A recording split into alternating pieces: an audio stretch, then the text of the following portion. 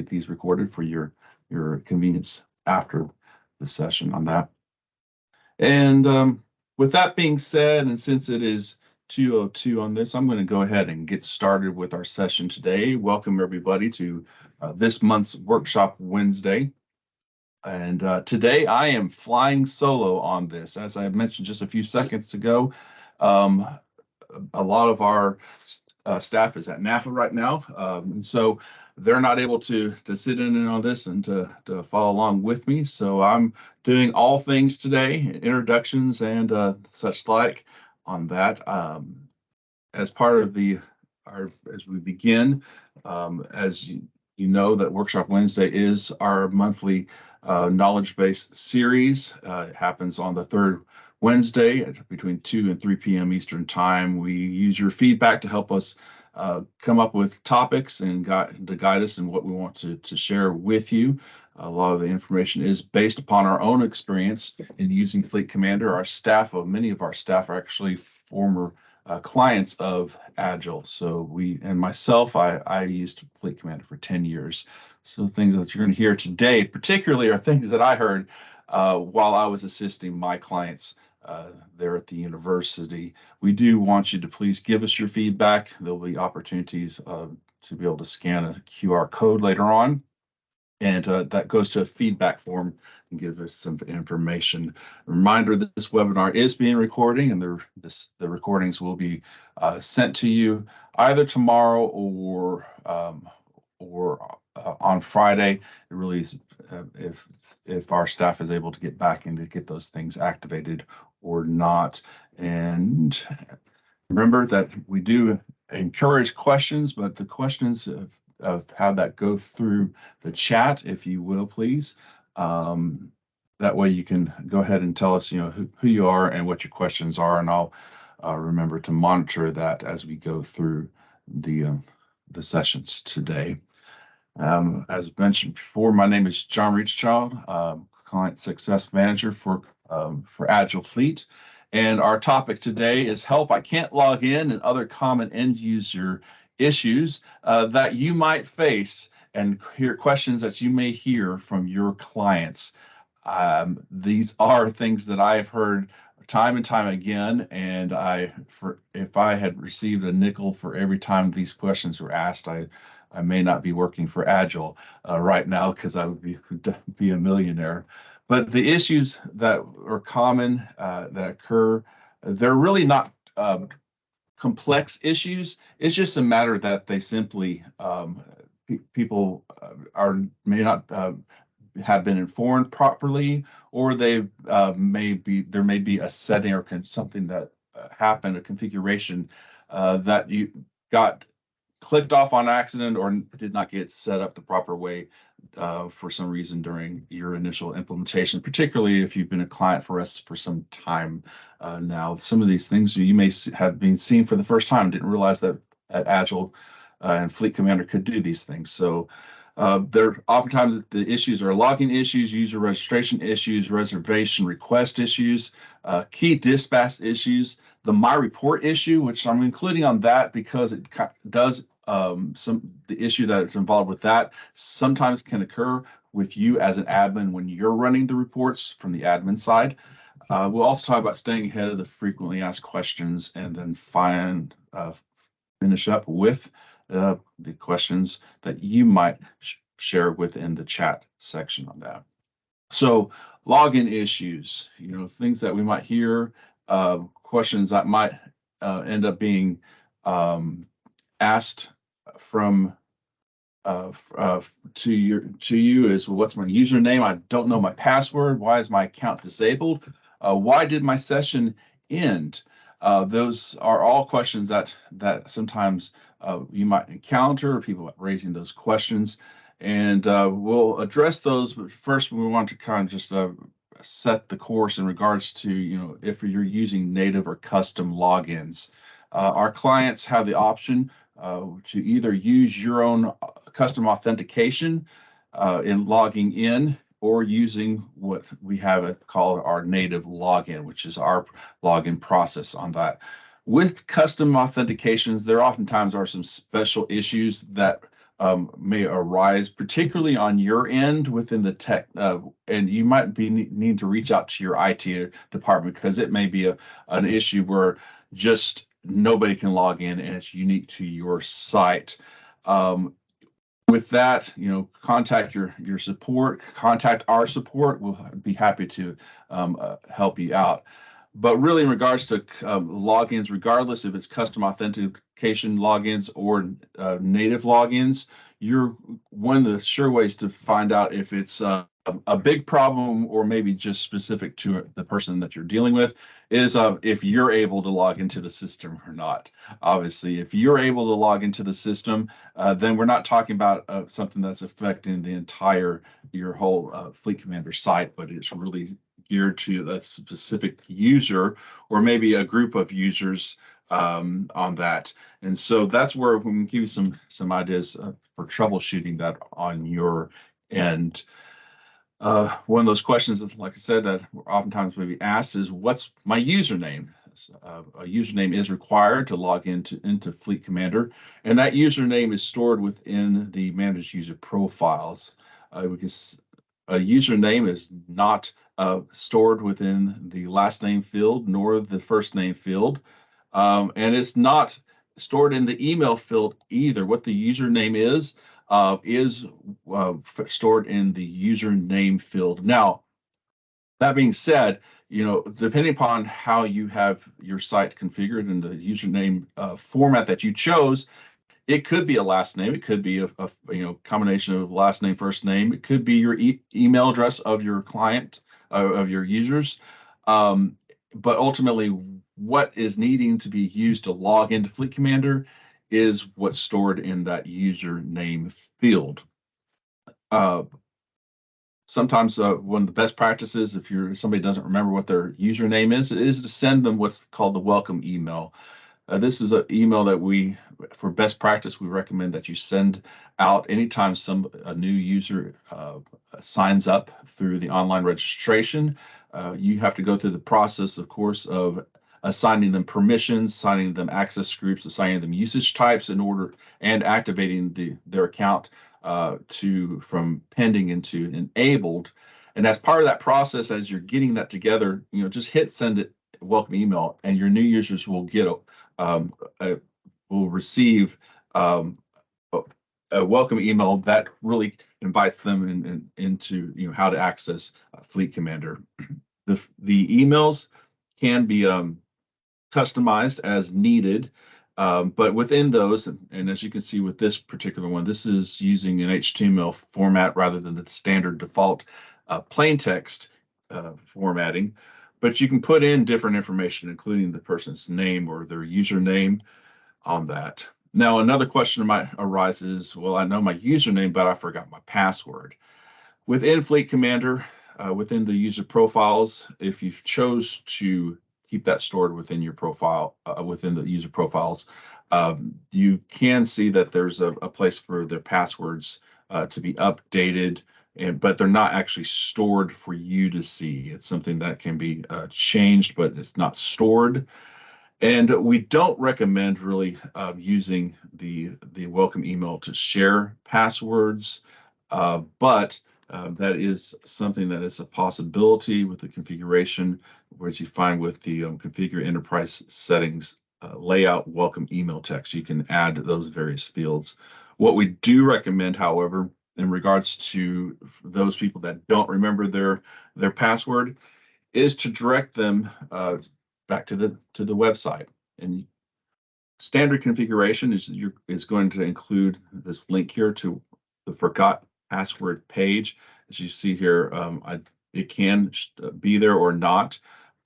If it's not currently there, and when you go to your site and you go, well, I really want them to have this option.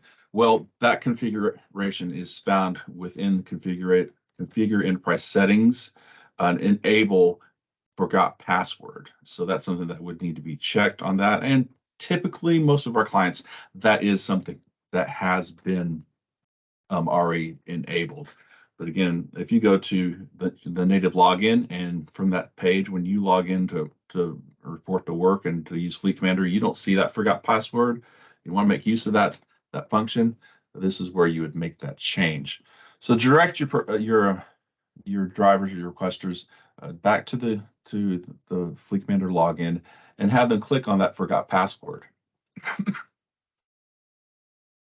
That will take them to a section where they will need to put in their username, which again, the username is stored within the user profile file.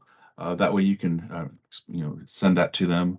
And once they enter that and hit submit, what will end up happening is that they'll get a message that says that a reset email has been sent to them. And this is an example of what that email looks like. It contains the URL link for them to use to reset their password.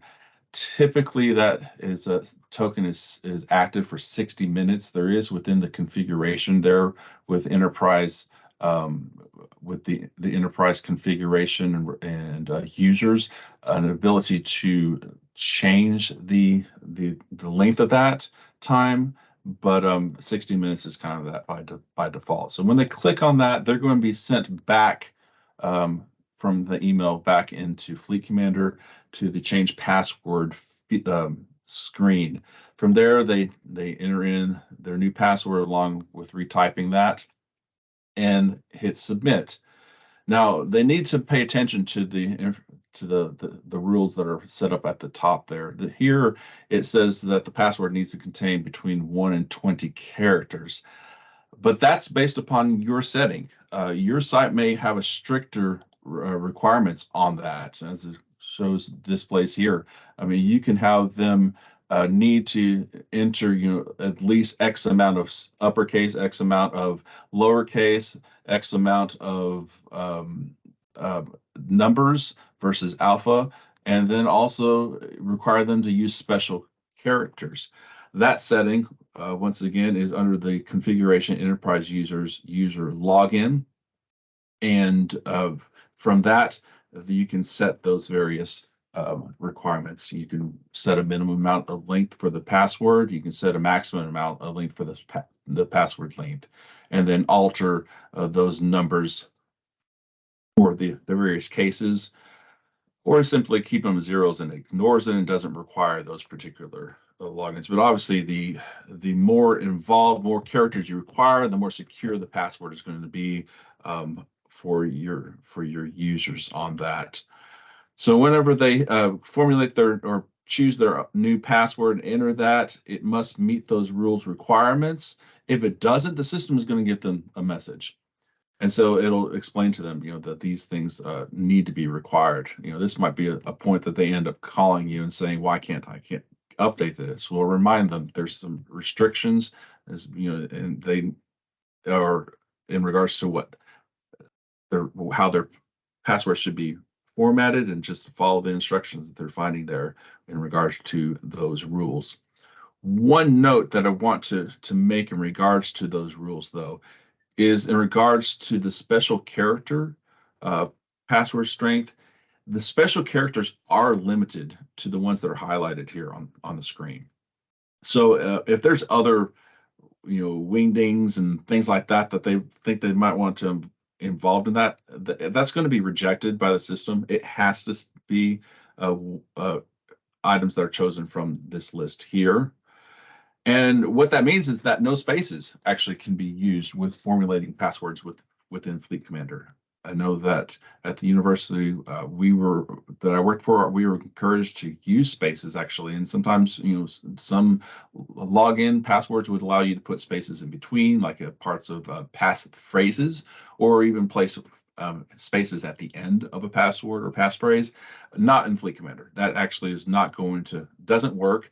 And what you end up getting is you will receive a message that says that your password contains an invalid character. That spaces are going to be one of those invalid characters on that. So once you actually do put in a password that matches the requirements there, you're going to be prompted to they're going to be prompted to log back into Fleet Commander at that point. Or they might get a message that says the system was unable to send you a password reset and that they need to contact contact you for assistance. There are reasons for that. What will oftentimes occur is that they actually are not a user already. They may be trying to log in, and the password is it doesn't work. And particularly this happens is if they try to log in with the username that is not an active username. That's where this message is going to pop up on that. Now, something that is helpful as part of the login page, you can see that this version of the login page has some guidance text on that. We highly recommend that you put in information there to help guide your users in processing their login. This is something that is set up within the Configure Enterprise layout, a login help text on that. You can go in and add this type of information to make it a little bit give guidance to your drivers, and that information pops up right up there above the login screen. Now you might have some people that end up saying my account is disabled. This message will pop up sometimes that your account is temporarily disabled as a result of a failed login attempts. Please try again later or contact an administrator for assistance.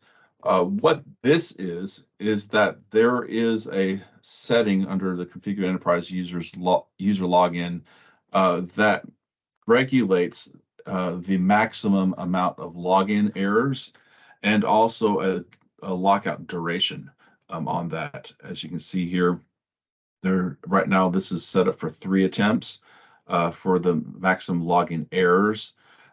We actually can allow them to make up to 6 attempts, and then action occurs after that point. Or you could choose not to have any restrictions. If you did that, then there's not, the system is never going to lock anybody out. Now, if you choose, say, 3 attempts on that, and you then pick out a lockout duration, it may be 1 minute to 1 hour that it takes until the system resets, and then they can go back in and log in again. That's just, again, depends upon the level of security that you choose for your site. However, bear in mind, if you set a max amount of, say, 3 attempts, and you don't choose a lockout time, then it really doesn't do anything. It's just simply, they can keep on trying and go through the series of usernames and passwords on that, and they will not have a true lockout time at that point. Why did my session end? This is a very interesting scenario here, where somebody might be working in Fleet Commander, even yourself, actually as admins. You might be working in Fleet Commander, and then all of a sudden this message pops up. You go to the screen and you see that that your session has expired and you need to log in, and you're like, well, what's happening on this? Within Fleet Commander, within the configurations, there is an idle time that you can place on there, where the system will log a person out if they just simply stay on a screen for too long, or even if they have multiple Fleet Commander tabs open. Then if a tab is inactive, it will eventually time out the system on that. This is under Configure Enterprise General Security Timeout. As you can see here, there is anywhere from 1 minute to 30 minutes as part of that the system will keep track. And once you idle for past that amount of time, it will log you out of the system. Or you can choose not to have an automated log out there. I was recently working with one of our clients, and he was complaining about how there was problems with the system timing out. It's like I would be working in it, and I would step away from my desk, go help someone. By the time I came back, and I was in the middle of entering a new vehicle profile, and then everything I entered was gone. I hadn't hit save. I didn't think I needed to, but everything would disappeared. And we looked at the idle, the security timeout, and it was set for 10 minutes. So consider this if it is good to have a security timeout, but you definitely, there's to bear in mind that, the shorter the time period on that, the likelihood of it timing out on you is very high. Particularly with y'all as admins too, you're going to notice this on your end, maybe more than your end users that are just coming in to make reservations. And this comes back to regards to your dashboard. A lot of times you might just kind of leave the dashboard open to see how things are going, and might come back to that. And once your system is timed out, well, that comes down to the to the filters and the refresh interval. If you've got it set for refreshing for the idle timeout to occur at 1 minute or 2 minutes or 3 minutes, and you have this set to automatically refresh every 5 minutes, well, that's what's going to do it to you. The filter on that is found up here where you click on the filter and you're able to put in your refresh interval time frame. By default, I think we have it set for 5. You can have the dashboard refresh sooner or never refresh on that. But I do recommend it having refreshing to refresh, because when your dashboard refreshes, you're going to have the most current information, say that something changed in regards to a user that's pending or that has just registered, or somebody that might have put in a reservation. If you don't have it refreshing automatically, that information is not going to appear in front of you from that dashboard. So other issues in regards to user registration issues. Some might ask, what site should I select? Why doesn't my username work? Now, issues in regards to that when somebody goes in and they click on, they go to sign up now, they will be presented with some options here, some fields they need to fill out. And one of the things that they may or may not need to choose from is what site that they are registering for. By site, we don't mean Fleet Commander as the site, but rather your facility sites. Some of our clients are managing multiple facilities, and within that, they may have 5 to 40 different facilities that they're monitoring, and each person is going to have access to the particular facility they work at. For those individuals, there's a drop-down list. For those that only work with one site, it just presents this as is, and tells that you're registering for site 1 or whatever you might have custom named that site. For those that do have multiple sites, though, the user is going to be requested to pick which site they're going to select on that. This system does say that you'll have an opportunity to request permissions for other sites once you're approved for your primary site. So there will be some communication that will need to occur from them to you if they do need multiple sites. But you do need to make sure to communicate to your users if there are multiple facilities, multiple sites, which site they're going to be using, and particularly so that there's not a mix-up in regards to them picking a site that they, as their primary site, that they really have no association with on that. But once they are filling out the user registration form, they're filling out required fields like the passwords and usernames. And the username is one that's going to be really important for them to to select and to have accurate. Now, there are some I end up putting in a name, and it ends up saying that they get this message that your username has already been registered within the system. And that being the case, the reason behind that is it ultimately comes back to the fact that there might be a profile that's already within Fleet Commander that is using that username. What we see in regards to that is it typically can be deleted users, or actually more common than that, somebody who is having problems logging in, and they end up thinking that they need to enter a new user registration, and so they're putting in everything that they had put in at a previous time, and so that's why they are that username is being rejected and is indicated they already have that. So if somebody contacts you and says, "Why doesn't my username work?" Go into Manage Users.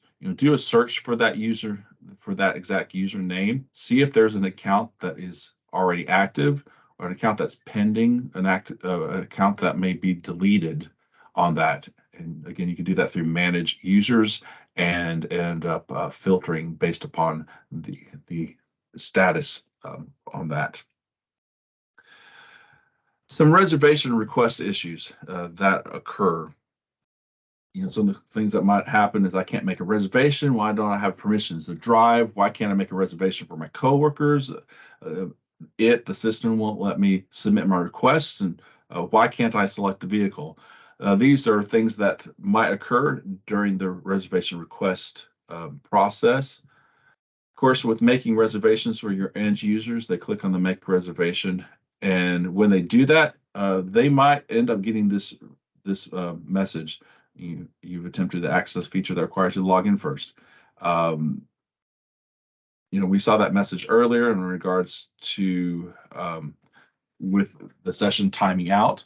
So this is kind of a generic message. So you kind of have to look at the scenario and figure out what is occurring. In this situation, is tied to the making the reservation. They click on Make Reservation, and it simply says they can't do it.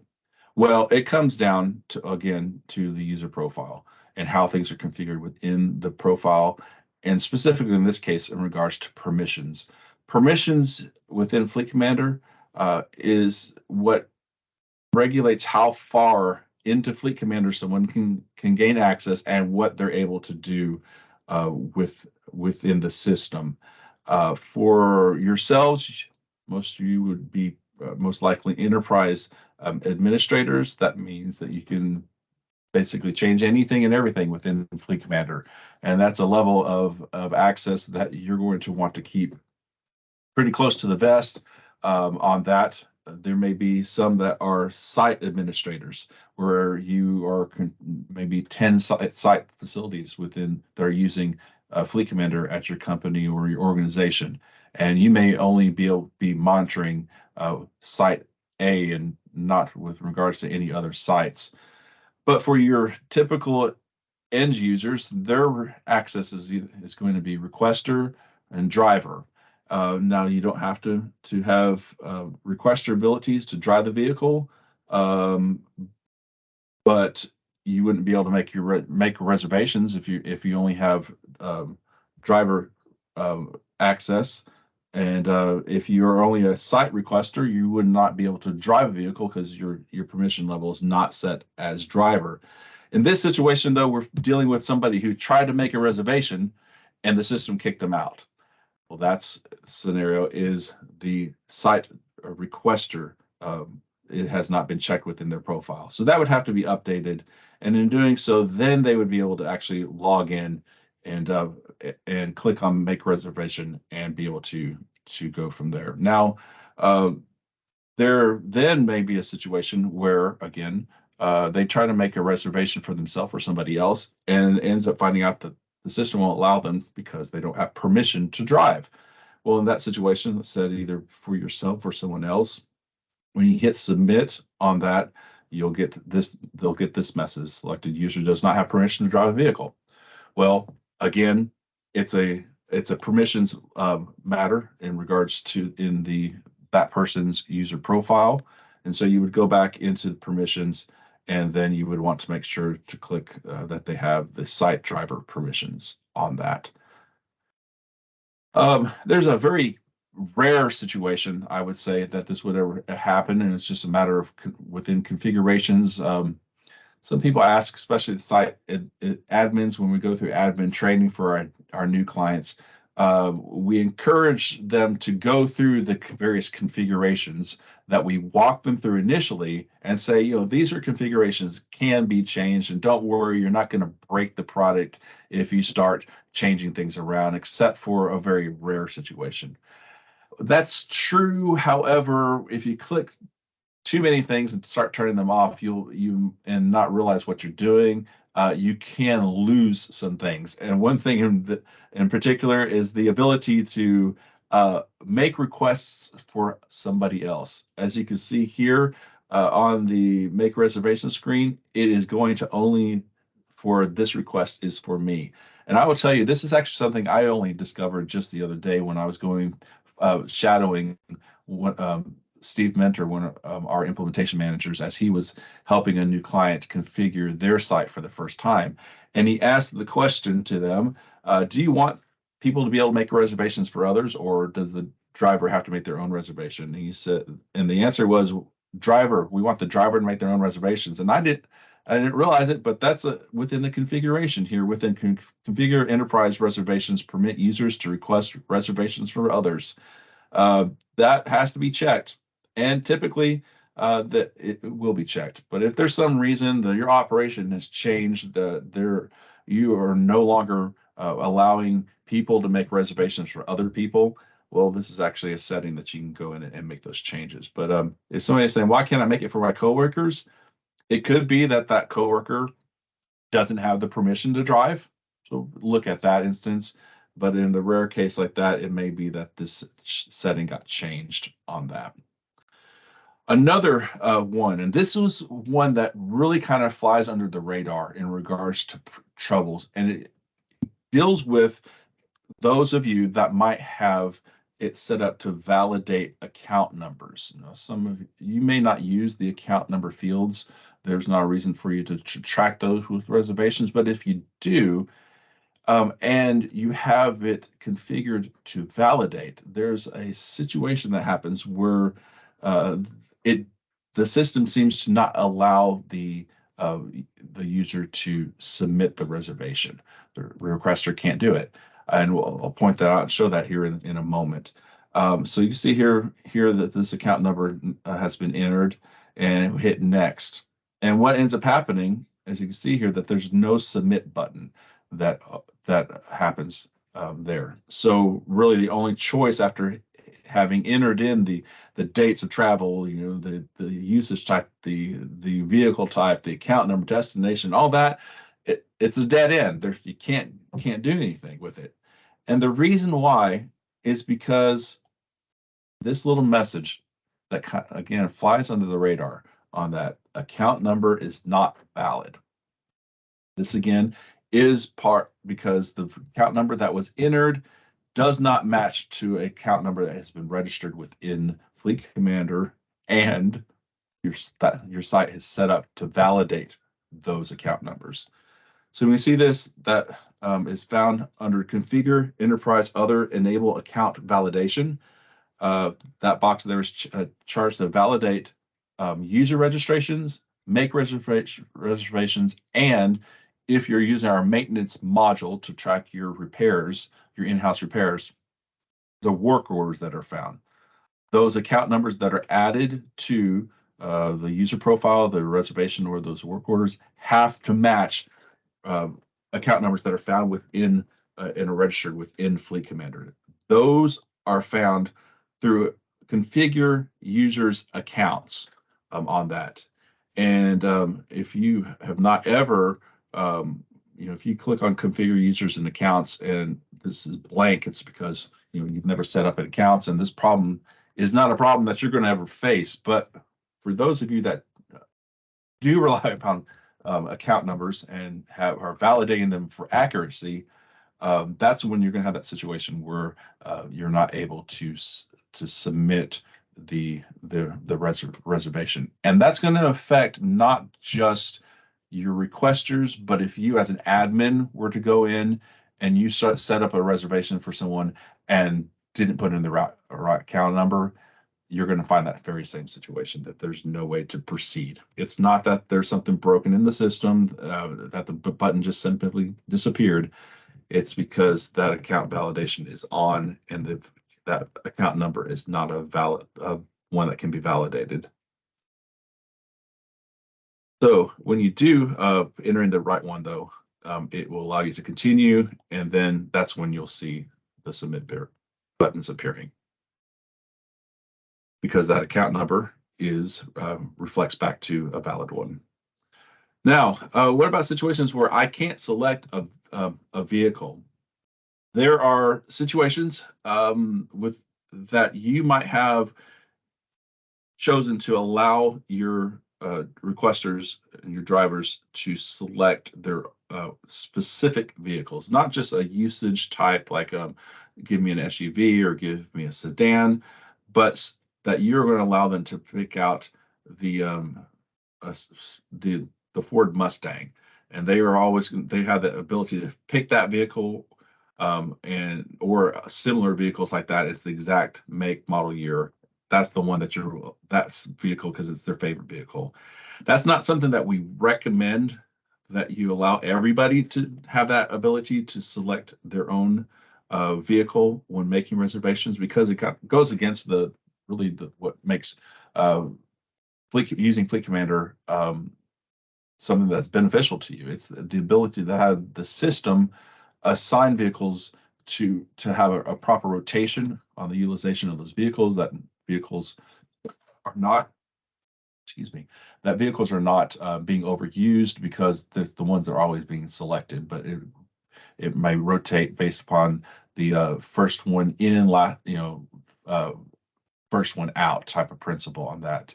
So, however, if you have a situation where you have allowed people to pick their own vehicles at the time of making a reservation, and they come back to you and say, "Well, why can't I select a vehicle?" There's a few things that you need to check. Going back again to the managed user profile, you need to check, is that person actually eligible with manual assign? If they haven't, that needs to be checked. Is the vehicle, is there a vehicle associated that is eligible to be part of that manual assignment selection? At least one vehicle has to be selected of the vehicle type that they're asking for in order for that process to occur. But another portion that needs to be activated too, besides the user profile and also a vehicle profile, is that the usage type that they're using has to be selected and eligible for manual assign likewise. So you want to check into your within configuration site reservations, and then scroll down to the usage type within that particular site and make sure that that has been clicked as eligible for manual assign. So those are the three main ones that have to be in order for a specific person to be able to make and select a specific vehicle with their reservation. In addition to that, what also has to occur is there actually the user making the reservation, the vehicle view has to be enabled to select. What that means, as you can see there, the choices under that is to not see an available vehicle, see available vehicles without reservation mouse over, or see available vehicles with reservation mouse overs. The first one, not see available vehicles, it pretty much overrides the ability to select a vehicle for manual assign. They might have that within their user profile and you have everything else set up, but if you're not going to allow them to see the available vehicles, then that skips that process on that. In a similar vein, that see available vehicles really does kind of in a similar fashion restricts the selection process. And the key portion of that is the word see versus select. See, in this instance, they're going to be able to be presented and see vehicles that are available, but that's all they're doing. They're just simply seeing those vehicles that might be potentially assigned to them. It's not that they actually are able to have the choice to select them. That's under here with the select available vehicles without reservation mouse overs or with reservation mouse overs. What that means is that once you choose the select available vehicles, it gives you the option that during the process that this screen pops up for your end users in making those reservations. With this one is the view that they have without reservation mouse over. The reservation mouse over is that they would see this screen, but then as they scrolled over a particular vehicle, it's going to give them information about the use of that vehicle and who it is currently assigned to. Now, we as best practice do not recommend that you use the select vehicle, that you do not use the with reservation mouse overs, regardless if it's the select or the C, because people might end up saying, hey, will you, they'll see that and then go, hey, I know that person. I want to see if that person will let me take their vehicle instead and I can trade out with them or something like that. That's really just not best practice on that. So we recommend definitely the select a vehicle, available vehicles without reservation mouse overs for that process. And in doing so, when they hit this screen, they'll be able to click on the radio button for the ones that truly are available. In this case, it could have been the first one or the last two on that, but not the one that has a reservation on it. And you can see this kind of grayed out on it. That same gray out is what's would have appeared on all of these if they were viewing this through the C option and not the select option. This is actually typically between our newest clients or people that end up deciding they want to make use of the manual assign without actually letting us know, and they go in and they try to choose these. This is kind of where that breakdown oftentimes, because they not choosing select and choosing C as the option on that. So what's the other scenario, where somebody might say, I'm not able to actually select my vehicle.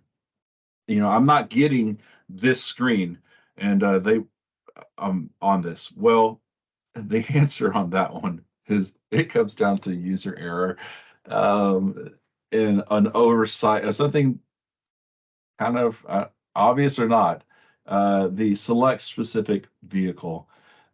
As someone who has the option to be able to select their own vehicles, the system makes them make that choice. Again, it comes down to that, the discussion of, by allowing somebody to pick out a specific vehicle, it doesn't utilize your fleet to its best optimization. And so, yeah, they have the permission to select their own vehicle, but they've got to actively make that choice that they're going to do that on that occasion on that. So that would be why someone can't select a specific vehicle, is if they fail to click on that before proceeding. Key dispatch issues. This one, if you have the key control system, this is really going to might sound very familiar to you in regards to somebody coming up and calling you up and saying, I have a reservation for today, but I'm not finding it. The system's telling me that it can't be found. The scenario on that is whenever they go to select they're at the kiosk, they click on the check-in vehicle, they enter in their login information on that, and they get this message: no approved reservations could be found. They're standing there, they're going, but I know I have a reservation for today. And so they end up seeing the help text there that you've added to the bottom of your screen through the footer layout. And they end up calling you up and just start complaining, where's my reservation? Why is it, I can't find it? Well, there's a couple of things on why that reservation could not be found. And just some simple questions might help solve that issue. Particularly, are they there on the right day? And more specifically, have they arrived early? More times than not, this is the reason why people cannot find a reservation, is because they're showing up earlier than they told you when they made the reservation, the time that they were going to be here. So you can see under the configure site kiosk, there is what is called the checkout buffer. This one is set at 60 minutes. So say if my reservation was scheduled for 3 o'clock today, and I go over to the box and let's go actually 4 o'clock at this case right now. We go, my reservation is scheduled for 4 o'clock. That's what I said I was going to, but I go there right after the conclusion of this session, and I'm more than 60 minutes ahead of time. The system is going to tell me that no approved reservations could be found on that. It's because that buffer is set to restrict people from coming that early. Now, this number, 60 minutes, can be changed. You can put that down to 15 minutes. You can put it down to 0 minutes if you want people to be able to be able to check out without restrictions. But this buffer is there to help you and manage the vehicles coming in and out. And so that would be probably one of the primary reasons on that. Now, something that you can do to help communicate to your end users that their reservation is indeed they're picking it up too early would be under by using the checkout by confirmation number.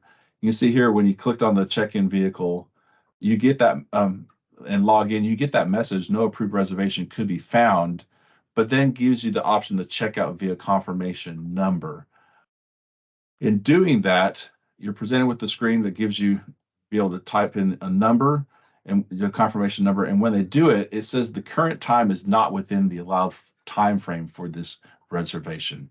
This is at least tells them, hey, you're here too early, and would instruct them for them to end up contacting you. You might put in some information like within the again with the footer or maybe the header of the kiosk screen for them to call if there is a need to change that reservation on that.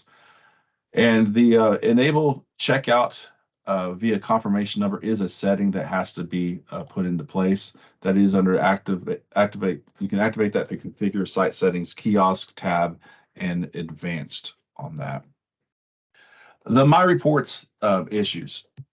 This may be a function that your requesters and drivers don't make much use of, but there's a situation that happens, and it can occur to you too as an admin that I just wanted to address, take this opportunity to address through here. When they click on the My Reports, they have access to these 5 reports from Fleet Commander.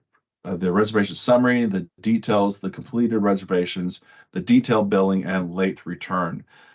Each of these give a fuller description in regards to that person's reservations, and particularly the reservation detailed billing. If you are doing billbacks, you're using those account numbers, you're charging the cost of the reservation, the fuel they use, and the cleaning fees or things like that back. This may be a report that your end users might use frequently on that. And as a part of that, when they click on that, they're going to end up being presented with this screen right here.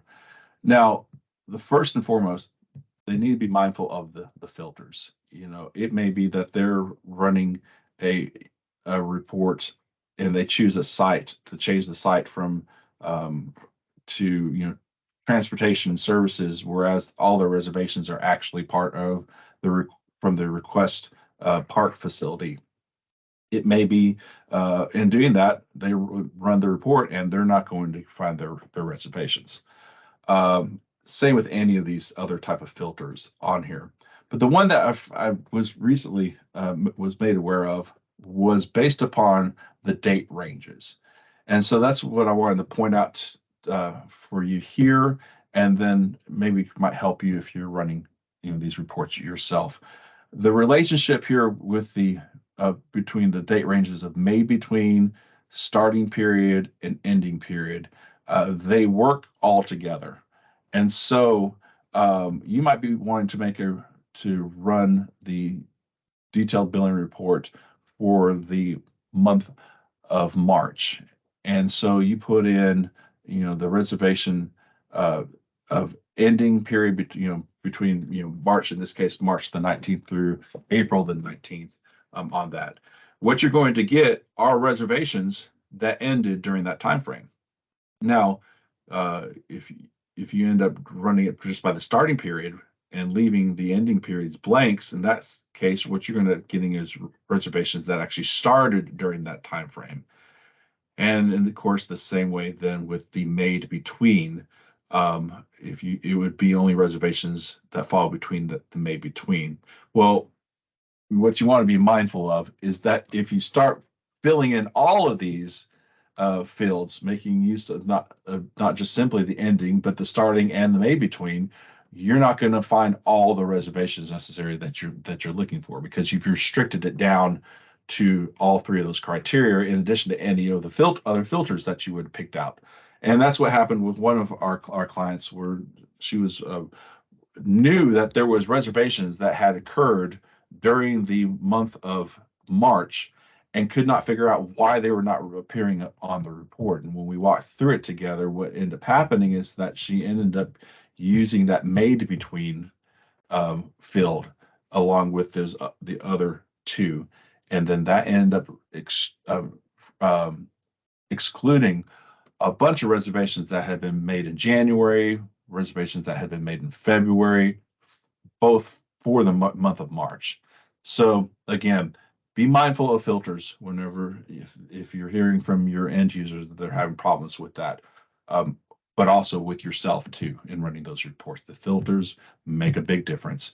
The wider open, less filters that you put in here, the more you will end up. The less filters you put in, the more data you'll receive back on that. Staying ahead of frequently asked questions as we come towards the end here.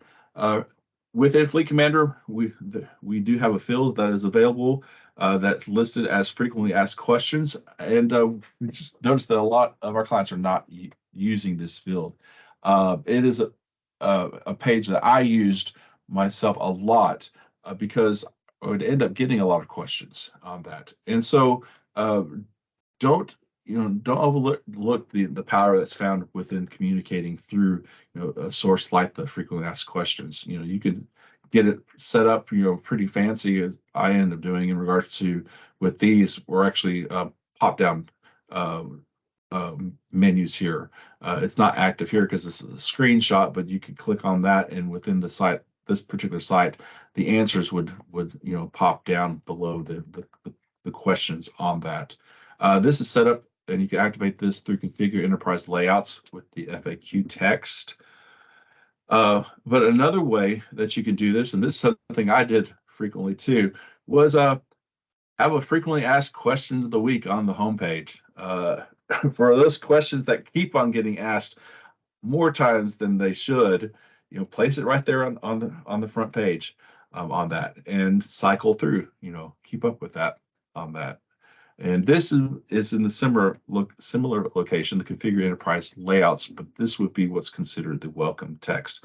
Now, the layout and designs within Fleet Commander, customization of those, customization of email text, those actually were some of the very first Workshop Wednesdays that we did last year.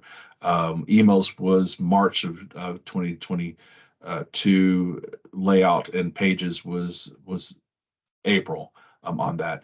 And as we're going to see in just a few moments, those are still available. So all these type of configurations, you can go back and review those if you'd like to.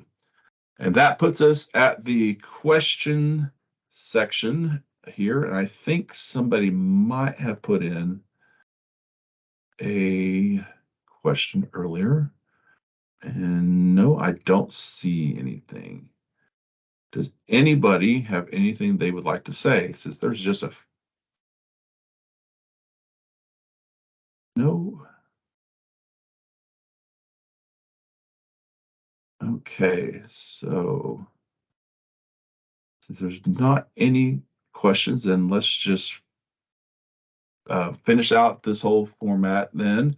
Just remember that we're here to help you at Agile. We want to assist you with and help you reduce the costs there at your fleet. There are many ways and features that can be added to your system. We also are happy to help you with refresher training that goes beyond just the workshop Wednesdays that we do. We can assist you with adding elements, like if you want to add fuel imports to your system, if you want to start billing out, there's algorithms that we have.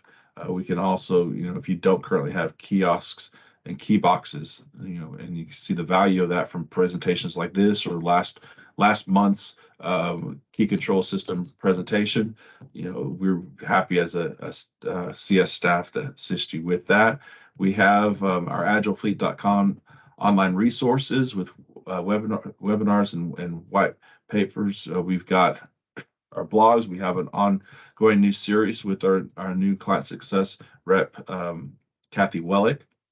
And we also have, we're going to be doing our user conference in Knoxville in September. And so those are information is now available at agilefleet.com to go and to register for that event. And we definitely encourage you to be a part of that.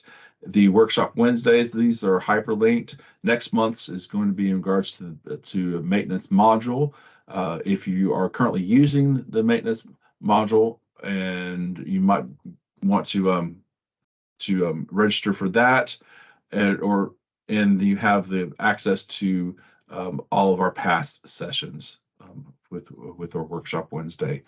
And we are here. We want to help you be a thought leader within the fleet community. So there are opportunities, again, working with our client success team to assist you with that. And here's the information in regards to our team on that. So, and finally, if you have the opportunity to, we'd like to invite your feedback in regards to Workshop Wednesdays and how that we can make this better for you. And with that being said, we are right up at 3 o'clock, and I am going to, since there's not any more questions, go ahead and call this the end of the meeting. So thank you all very much for being a part of the session, and we will see you next month if you choose to join us for the maintenance module.